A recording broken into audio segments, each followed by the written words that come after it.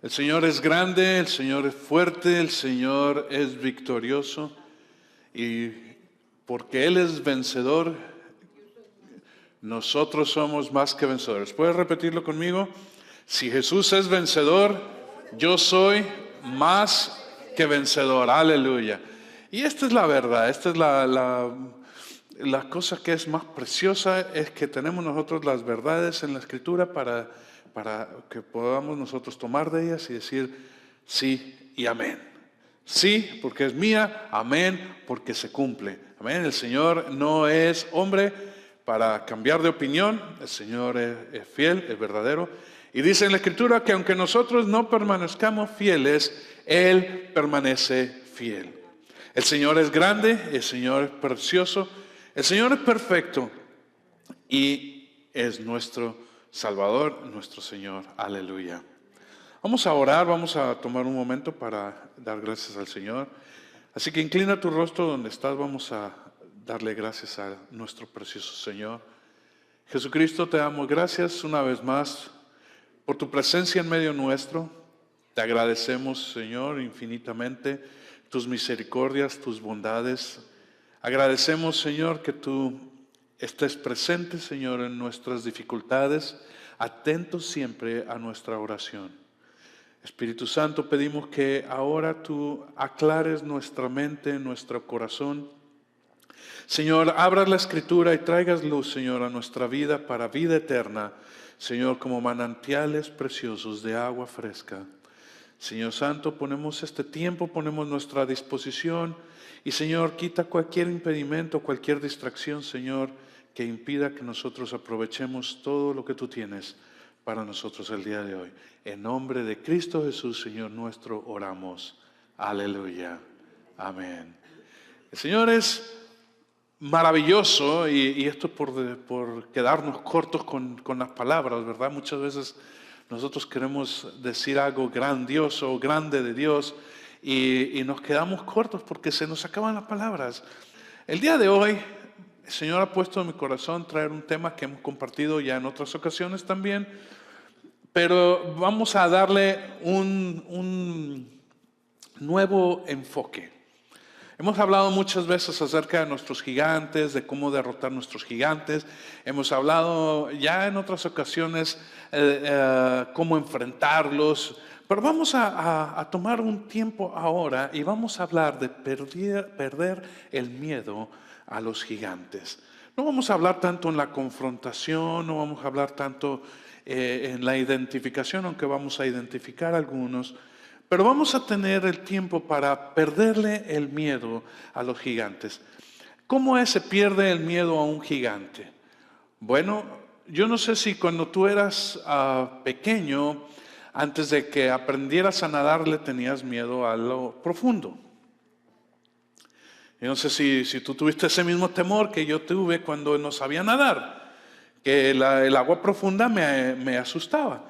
¿Cómo perdí yo el miedo al agua profunda? Bueno, aprendí a nadar. Sí, aprendí a nadar. Desafortunadamente no somos patitos, ¿verdad? Porque los patitos cuando nacen ya flotan, ya, yo no sé, tienen esa propiedad que su mismo físico es apto para el agua. Así que recuerden el video que vimos hace un tiempo acerca de una gallina que crió patitos, ¿verdad? Y cuando llegó el tiempo en el que la llevaba de aquí para allá, los patitos instintivamente, cuando vieron el agua, se lanzaron al agua. ¿Y qué hizo la mamá gallina? Pollitos se me van a ahogar. Porque pues la experiencia de ella es que los pollos no nadan. Pero no tenía pollos, tenía patos. Y los patos encantados en el agua. Como si fuera su medio natural. Y es su medio natural.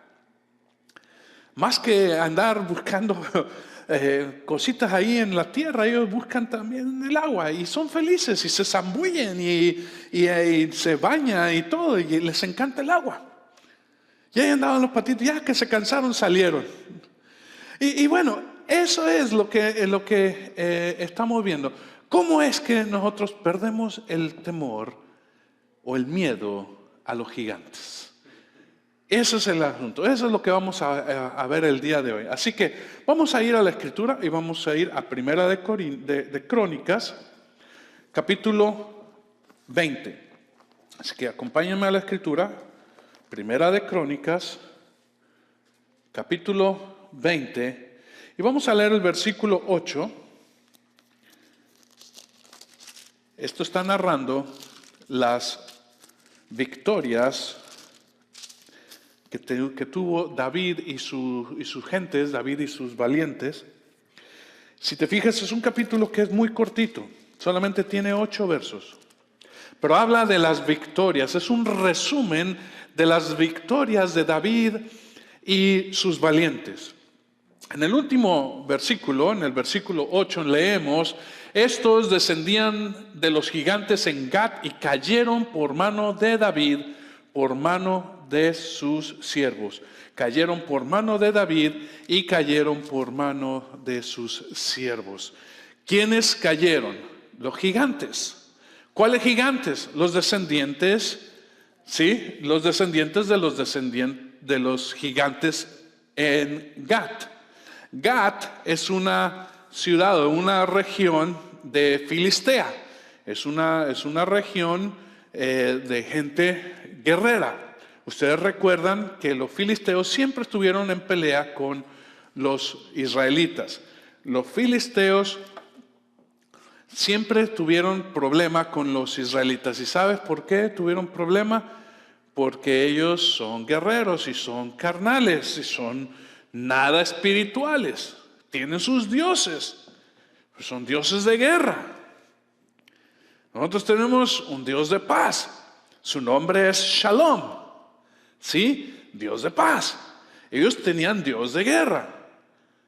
Y ellos siempre tuvieron problema porque estaban en la región que Dios dio a los israelitas. Y los israelitas siempre los querían echar fuera. Pero son como la mala hierba.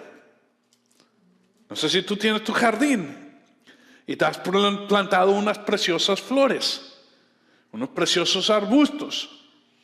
Pero siempre tienes que sacar una tremenda hierba, porque la hierba la sacas y vuelve a salir y la vuelves a sacar y vuelve a salir y parece ser que nunca puedes deshacerte de ella. Ya le puedes poner ahí herbicidas, o le puedes poner una cerquita para que no se acerquen, pero yo no sé, parece ser que todos los insectos y los pajaritos y los ratones y todo lo que vive en el jardín se dan a la tarea de sembrar hierba. Yo no sé.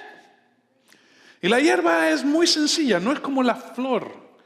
Sí, las plantas que dan flores son muy delicadas, tienes que ponerle su abonito, tienes que ponerle su agüita especial con vitaminas, y tienes que estarle cuidando. Y ¿verdad? Y la hierba no, la hierba crece como nada. Así eran los filisteos. Así eran los filisteos.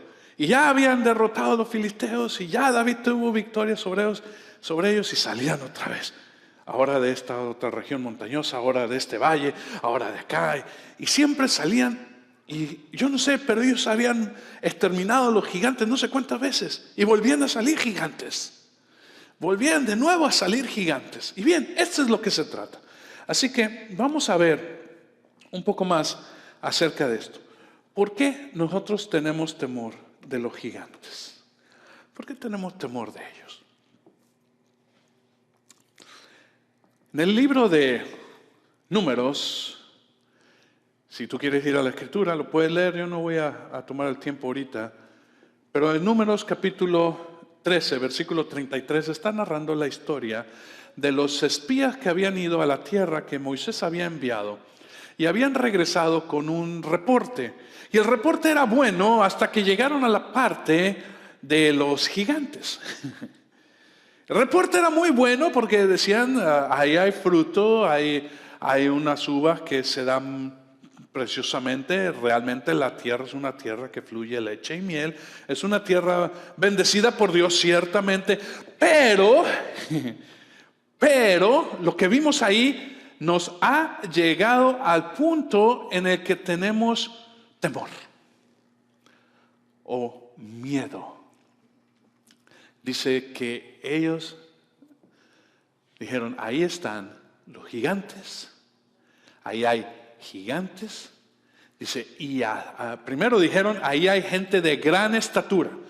Ya, por decir que tenían gran estatura, ya tú puedes ver que posiblemente tuvieran más de 6 pies de altura, más de 2 metros de alto. Pero dice, había también gigantes, no nada más había gente de gran estatura, pero había gigantes. Dice, y nosotros parecíamos como insectos que podían aplastar con su pie. Nosotros éramos nada. Y esto es lo que se presenta. Cuando se presentan los gigantes, se presentan como uno que no se puede derrotar.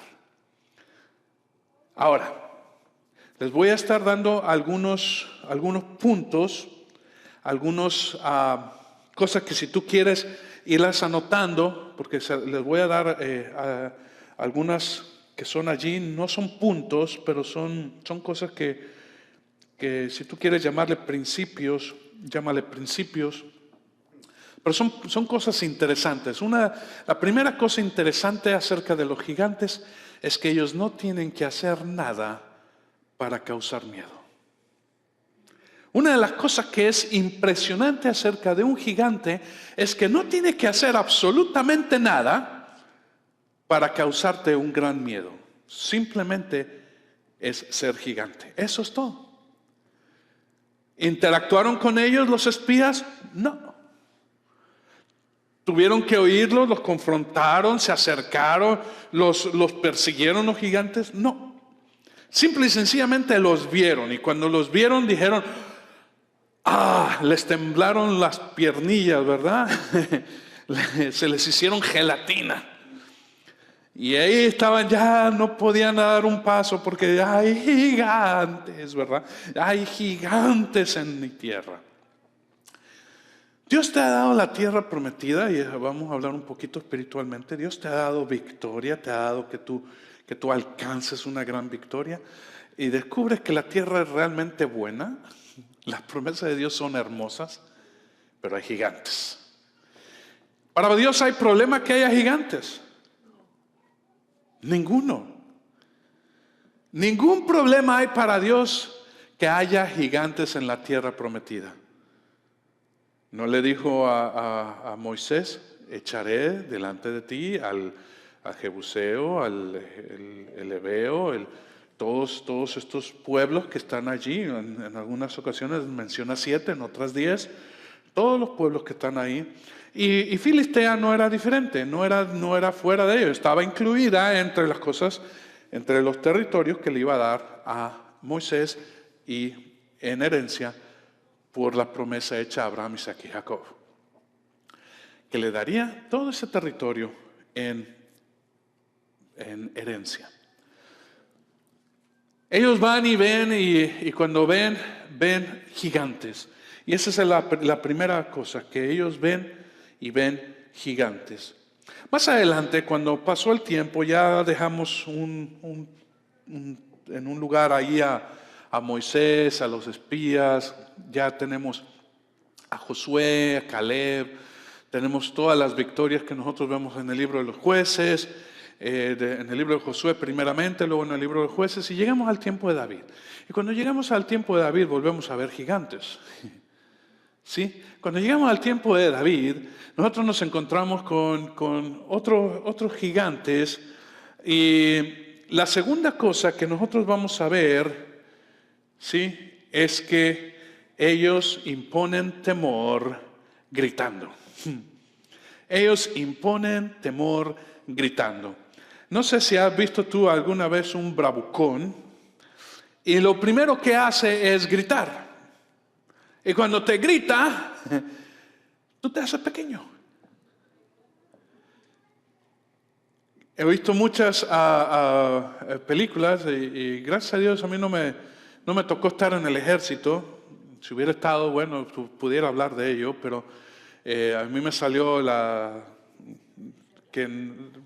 sorteo que no tuve que ir a hacer ahí, aunque estuve a reserva, pero bueno. Pero los que yo he visto y mis amigos que me han contado que han estado ahí delante del real sergeant o del sargento principal, ¿verdad? Dice, es un gritón. Y lo primero que te dicen es que es un gritón. Y como dice, cuando te grita, dice, tú te haces chiquito, aunque estés más alto que él. Porque un gigante siempre va a presentar su grandeza gritando. Vamos al libro de 1 Samuel y vamos a leer aquí en la escritura este pasaje.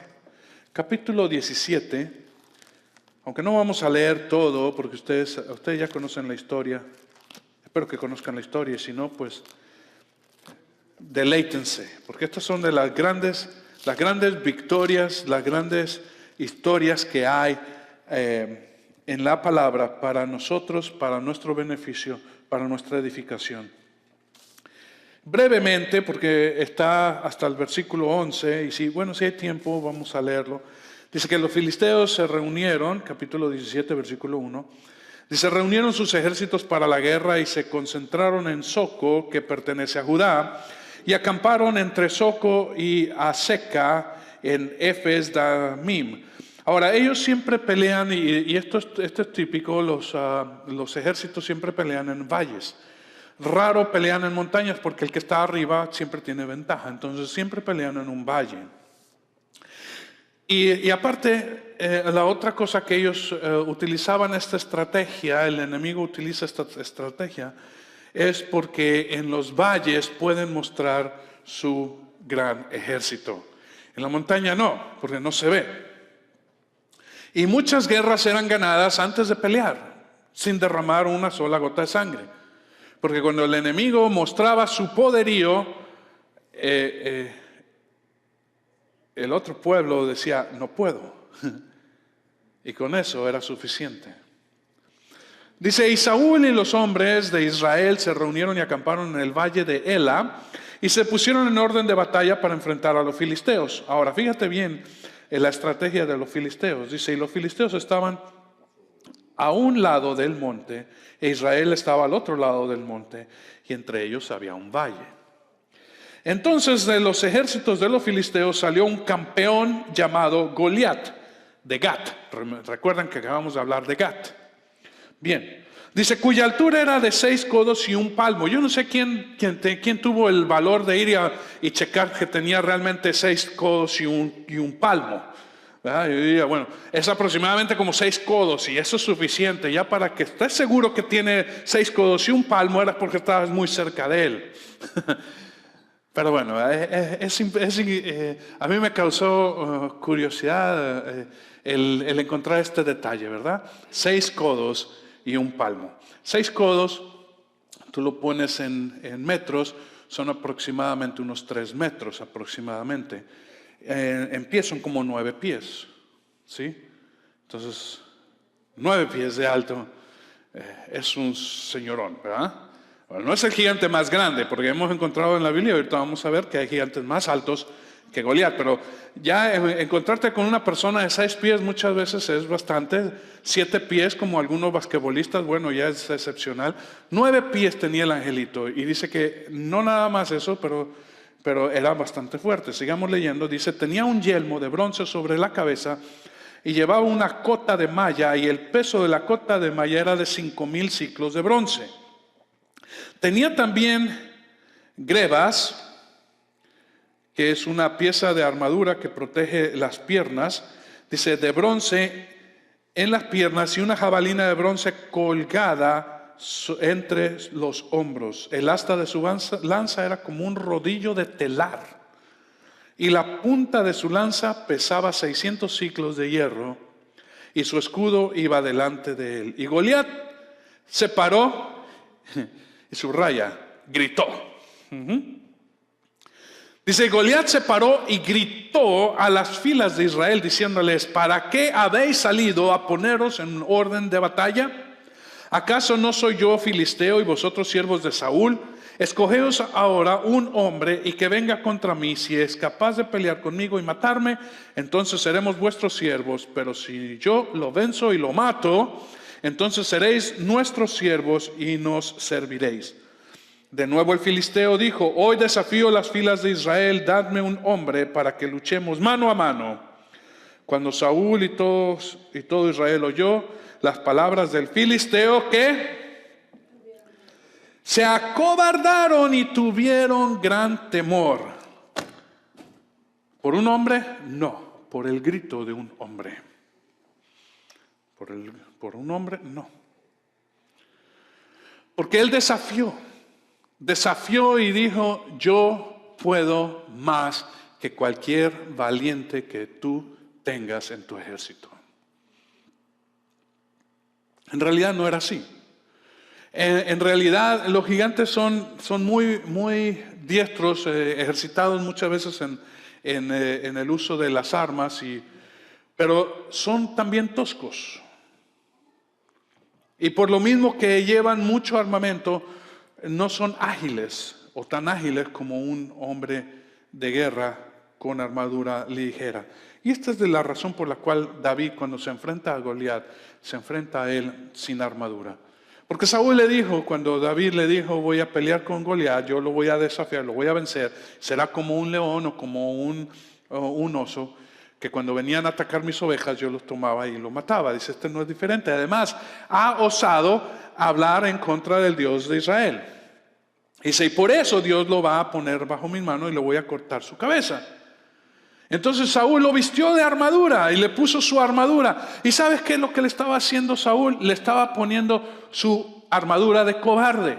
Perdón, pero dice que se acobardó. No dice que Saúl y todo su ejército se acobardó. Entonces, ¿qué es lo que le estaba poniendo? Una armadura cobarde.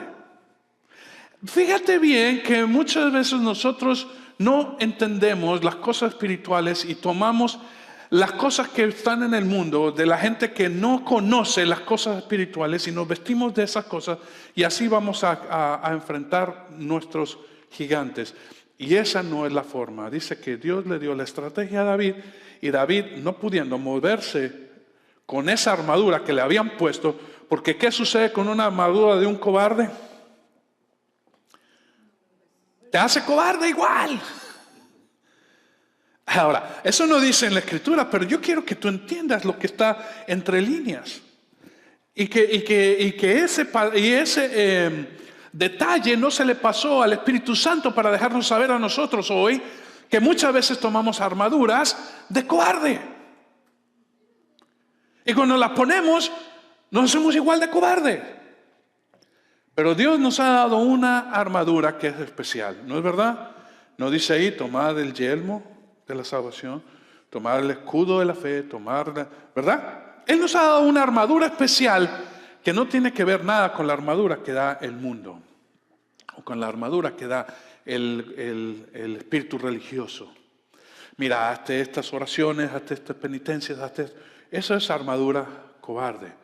Dice que el Señor nos ha dado a nosotros espíritu de victoria, espíritu de valentía, no espíritu de cobardía. ¿No es cierto? No lo leemos así, que nos da a nosotros espíritu de victoria, espíritu de alcanzar las grandes cosas, no espíritu de cobardía, ¿verdad? Entonces ahora podemos nosotros enfrentar a nuestros gigantes. Ahora bien, regresando a David, dice que entonces él se despojó de esa armadura y tomó en sí solamente su honda, que era un arma especial de pastores, y tomó 5 piedras, y vamos a entender un poquito más acerca de 5. Dice que tomó 5 piedras lisas del río, y 5 habla de gracia. Dice que no necesitaba las 5, pero ese era sus armas, ¿verdad? La gracia, no la fuerza, no alguna otra cosa, la gracia. Y con eso venció el gigante. Bien, entonces los gigantes, dice, imponen su temor o imponen miedo solamente al presentarse, al confrontar gritando. Amén. Vamos a identificar a los gigantes. Todo aquello que impide alcanzar victoria. Este es otro de las notas que yo tengo. El que tú tengas como gigante a todo aquello que te impida alcanzar victoria. Todo lo que te impida alcanzar victoria es un gigante. ¿Qué son los gigantes? Entre otras cosas, es todo aquello también que te lleva a decir, no puedo. Hemos estado hablando mucho acerca de esta expresión. Si tú crees, tú puedes, pero si tú no crees que puedes, entonces no puedes. Y los gigantes te van a dejar marcado el que tú no puedes. ¿Cuáles son los temores? Hay gigantes que son temores. Yo solamente identifiqué 4 grupos. Tú puedes ampliar esto si tú gustas. Temores. ¿Cómo qué temores? Soledad. Temor a la soledad. Temor a algo nuevo. Temor a expresarte. ¿Sí? Hay muchas personas que viven en este temor. Y este temor es un gigante para ellos. ¿Les impide tener victoria? Sí, les impide tener victoria.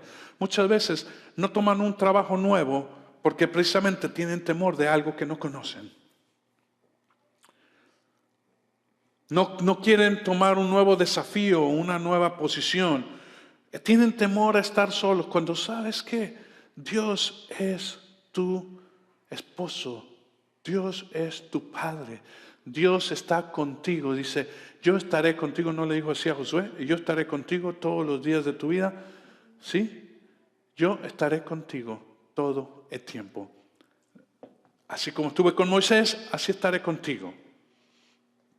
¿Qué más? Vicios.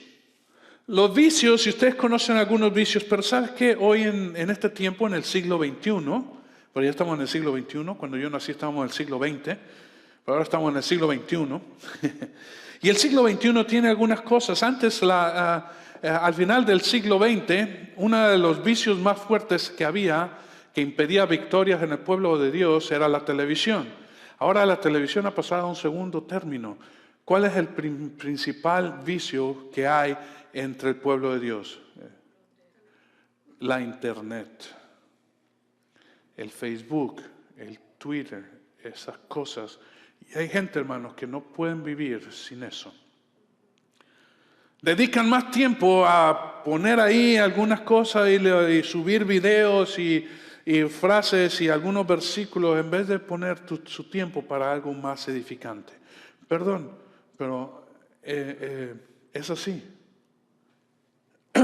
Videojuegos, esa es otra de las cosas. Y yo sé que la gente mayor no tiene este problema tanto como los jóvenes, pero ahora con los teléfonos celulares, y antes tenías que ir a jugar a un Nintendo, un Atari, un Xbox, no sé, alguna de esas cosas, ¿no? Ahora ya no, ahora lo tienes en tu teléfono. Y hay tantas aplicaciones y tantos juegos que uno se queda impresionado de todo el tiempo que uno pierde. Sí, porque ese es lo único que pierdes. Amén, que si tú le pones dinero, porque hay algunos de estos que te piden dinero, entonces también pierdes no solamente tiempo, pero dinero. Y puede ser un vicio. La televisión, como ya lo hemos visto, el alcohol y la droga, que los conocemos también.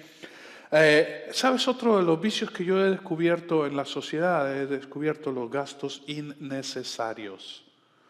Gastos innecesarios. Cuando tú vas a una tienda, no es casualidad, yo no sé si tú te has fijado, pero cuando tú vas a una tienda, la leche está al fondo. No sé si tú te has puesto a pensar, porque muchas veces lo que vas es por leche y pan, es todo.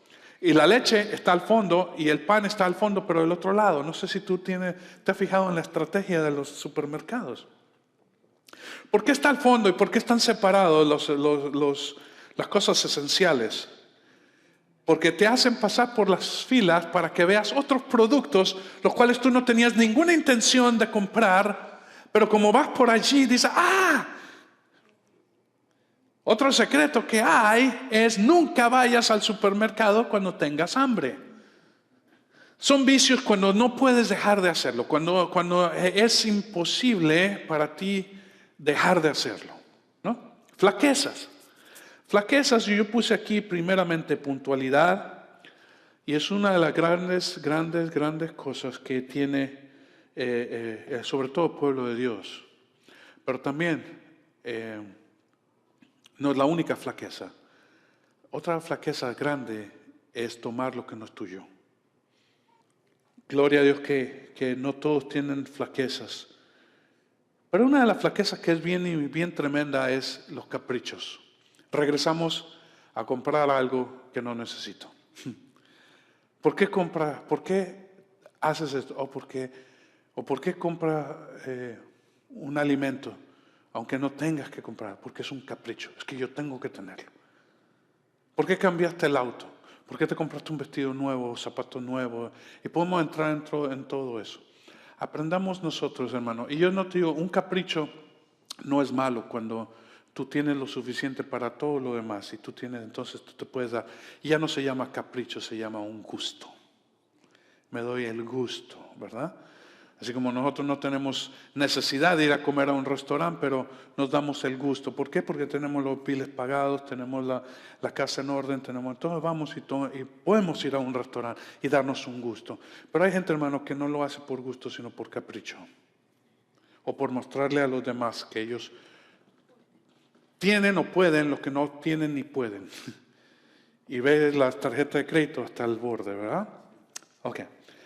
Una de las últimas cosas que yo he visto, la clasificación de estos gigantes son las herencias. Y las herencias son cosas que vienen porque pues así era mi abuelo o mi padre o mi tío o mi familia siempre ha sido tal, o pon tu apellido, siempre hemos sido y tal, ¿verdad? Y, por ejemplo, avaricia, enojo, y esta es una de las cosas que es muy frecuente, es que todos y pon tu apellido, somos enojones, ¿verdad?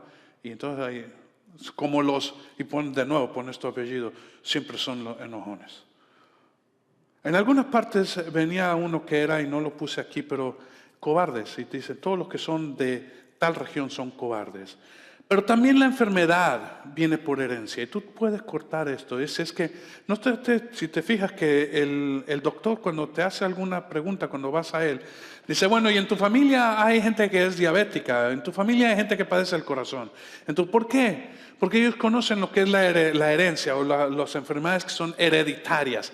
¿Por qué? Porque si eso sucedió en alguno de tus familiares, es muy seguro, muy posible, y ellos lo hacen enfático. ¿Y qué es lo que están haciendo? Ponerte temor.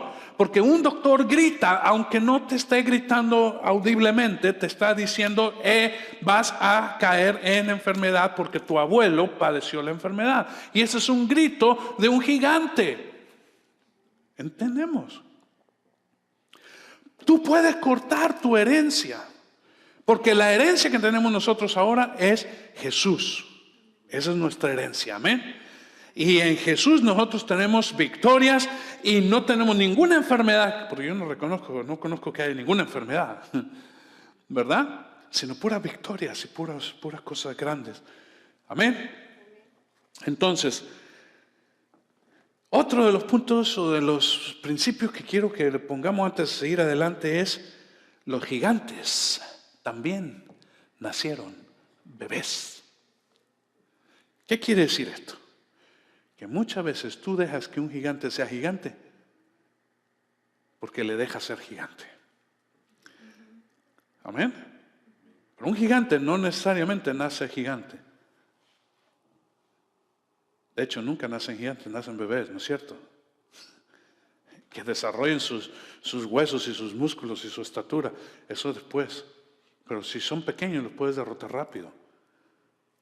No tienes que dejar que crezcan y sean gigantes. Bien, vamos a ver algunas características. Y aquí yo quiero que nosotros nos detengamos un poco.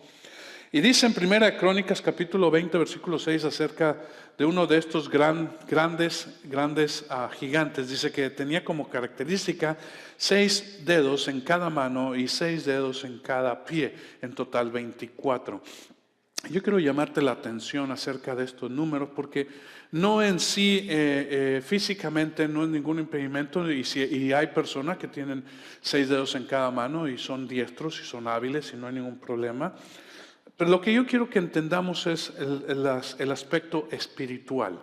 Y en el aspecto espiritual no es casualidad que tú tengas 5 dedos en cada mano y 5 dedos en cada pie. ¿Por qué? Porque habla de gracia. Tú actúas en gracia, en la gracia, no en las obras. Tu fuerza no debe de depender de tus músculos o tu experiencia, sino de la gracia de Dios. La gracia de Dios tiene que fluir por tus manos. Recuerden, las manos hablan de acción, los pies hablan de dirección. Entonces, tú tienes que actuar en gracia con tus manos y tú tienes que caminar o dirigir tus pasos en gracia. Y eso es la forma. Ahora, los gigantes está hablando de 6. En primer lugar, son 4 extremidades y eso tiene que ver con todo lo que es natural o lo que es de abajo, ¿sí? Pero 6 está hablando de todo lo que es humano o las cosas que son humanas, las cosas que tienen que ver, ¿sí?, con lo que es el poderío o el alcance humano en vez de la gracia. Entonces, ¿qué encontramos aquí? Es que yo voy a ser grande porque yo he estudiado o porque yo tengo experiencia o porque yo tengo esto o aquello, lo más allá. ¿Y sabes qué? Dios dice, no, bástate en mi gracia. Bástate en mi gracia. La gracia de Dios es lo que hace las cosas. A Dios no le interesa si tú eres diestro o no eres diestro. Lo que al Señor le interesa es que tú creas en Él. Eso es lo que a Dios le interesa. Tú quieres ser un grande delante de Dios, créele en Él. Por eso Dios te ha dado esa gracia. Amén. Pero si tú confías en ti mismo, entonces tú mismo te vuelves gigante. Y eso es una cosa increíble, pero es verdad. Tú mismo, al tener temor de los gigantes, te vuelves ese mismo gigante. Y presentas eso delante de los demás. Vamos a seguir adelante. Mira, gran estatura. Vimos que Goliat tenía 6 codos y un palmo. Y Og, rey de Basán, dice que dormía en una cama de 9 codos. ¿Qué tan grandes son los 9 codos? Son como 4 metros y medio o como 13 pies y medio. Imagínate. 13 pies, el querido rey. Bueno, esa era su cama. Posiblemente dale 12 pies de alto. Ya no era tan alto como Goliat, era más alto que Goliat, ¿verdad? Al menos 3 pies más. Este era otro rey. Este era otro gigante que estaba por allí. Tenían grande estatura. Entonces, un punto antes de cerrar esto es, otro principio, tú te transformas en lo que tú temes. Y aquí se incluye a Dios. Si tú eres temeroso de Dios, tú eres como Dios. Amén. Porque entras en el temor de Dios. Pero si tú lo que tú tienes temor son los gigantes, tú te vuelves como los gigantes. Si tú tienes temor al odio, hermano, va a haber odio en tu vida. Porque el odio te va a atrapar, te va a apresar. Te va a hacer una persona que tenga odio. ¿Por qué? Porque tú no eres capaz de vencerlo. ¿Cómo se vence el odio? Amén. Con amor. Entonces tú tienes el arma para vencerlo. Pero ¿qué te dice? Es que yo no puedo dejar de odiar a tal persona. Yo no puedo dejar de, ¿verdad? Y eso te atrapa y te hace a ti mismo un gigante. Entonces eso es otra de las cosas que puede caer en ti. ¿Sabes? Una de las cosas que me llamó la atención es que dice que son hijos de Anac o anaseos. Ahora, Anac no es en sí una persona, sino es como una región. Hijos de Anac. Y Anac o los anaseos, y tú vas a la raíz de la palabra, y tú vas a ver que Anac es una palabra que deriva de algo que tiene que ver con un adorno en el cuello. Es un adorno en el cuello, eso es lo que quiere decir Anac. Como un collar o una gargantilla. Pero esto te estrangula. Ahora vamos a entenderlo desde el punto de vista espiritual para que tú veas que es un gigante. Un gigante, cuando tú te pones las ropas de gigante o cuando tú te vuelves como un gigante, tú tienes una identificación, porque un collar o una gargantilla identifica o te hace visible o te hace identificable. Pero esto puede estrangularte, puede llevar a tomar también tu vida. Una persona diestra o una persona que es hábil para unas ciertas cosas puede llegar a ser muy grande. Y vamos a hablar, por ejemplo, de un atleta. Vamos a hablar de una persona que en su trabajo diario es un atleta profesional y es tremendo. Pero ¿qué ha sucedido con estas personas tremendas? Que muchas veces se meten en vicios o en drogas o hemos visto tantos casos ahora últimamente de grandes atletas que son majaderos con su cónyuge, con su mujer, que aún la golpean. Esto los hace, hermano, los hace horribles. Entonces, estas cosas cuando se suben, cuando se identifican, cuando dan, porque eso es lo que, recuerdan que es ese cuello, ¿verdad? Que es la voluntad. Cuando tú pones algo en tu cuello, hermano, si no es el yugo de Dios, entonces tú estás poniendo algo diferente. Tú estás adornado. Entonces, lo que tú estás diciendo cuando tú te pones un collar, esto que está hablando aquí es que tú estás diciendo que tú eres independiente o que tú estás orgulloso de tus propias decisiones. Tú puedes ser un gigante en ti mismo o puedes dejar que el gigante ejerza tanta influencia en tu vida que tú aún estás orgulloso de ser quien tú eres. Y eso es un problema también. Porque esto te lleva a un estrangulamiento. Porque la palabra que está hablando aquí de anaco, anaseo, es un adorno en el cuello, pero como si estuviera estrangulando. Esto es, ¿sabes por qué? Porque el adorno no cambia, pero tu cuello se ensancha. Entonces llega un punto en el que te ahorca. Como cosa curiosa, ninguno de los gigantes vive muchos años. Bien, una de las cosas, vamos terminando, dice, lo que te haga grande puede estar atentando contra tu vida. Cualquier cosa que te haga grande o te haga famoso puede atentar con tu vida. Ese es el adorno de un gigante. Yo creo que no queremos ser gigantes, pero podemos ser gigantes sin darnos cuenta. Ahora, ¿quién derrota a los gigantes? ¿Quiénes derrotan a los gigantes? Hermano, yo vi 2 puntos y yo les llamo los matadores de gigantes. El primero que encontré fue Caleb.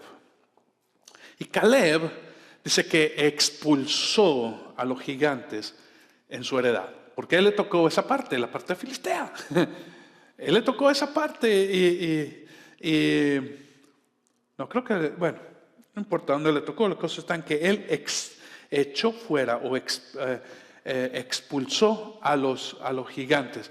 Josué capítulo 15, versículo 13. Vamos a leer esa parte. Josué capítulo 15. ¿Quiénes han leído todo el libro de Josué? ¿Les gusta? Está tremendo, ¿no?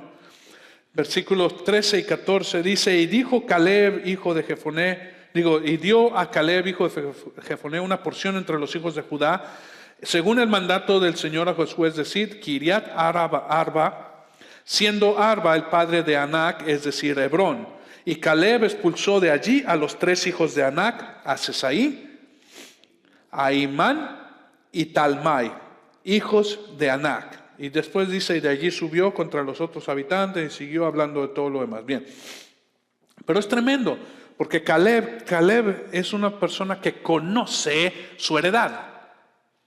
Sabe cuál es su heredad y la toma. Y dice, aquí no va a haber ningún lugar para ningún gigante. Y los demás los encontramos en el libro de Crónicas, como ya hemos leído, capítulo 20. Y como es pequeño, voy a leerlo. Y quiero que entendamos nosotros por qué Dios te ha hecho a ti un valiente. Un valiente, amén. Versículo 1, capítulo 20, primera de Crónicas, dice, y aconteció que en la primavera, en el tiempo en que los reyes salen a la guerra, y sabes que los reyes no salían a la guerra cualquier tiempo, tenían sus tiempos señalados, y era en primavera cuando salían. Dice, en el tiempo en que los reyes salían a la guerra, Joab sacó al ejército y devastó la tierra de los hijos de Amón, Y fue y puso sitio a Rabá, pero David se quedó en Jerusalén, y Joab hirió a Rabá y la destruyó. David tomó la corona del rey, de la cabeza de su rey, y halló que pesaba 1 talento de oro y que tenía en ella una piedra preciosa, y fue puesta sobre la cabeza de David. Sacó además una gran cantidad de botín de la ciudad, y la gente que había en ella la sacó y la puso a trabajar con sierras, con trillos de hierro y con hachas. Así hizo David a todas las ciudades de los hijos de Amón. Entonces regresó David con todo su pueblo a Jerusalén. Hablando de otro pasaje, de otro tiempo, dice: sucedió después de esto que se suscitó guerra en Geser contra los filisteos. Entonces Sibecai, Usaita, mató a Sipai, uno de los descendientes de los gigantes, los cuales fueron dominados.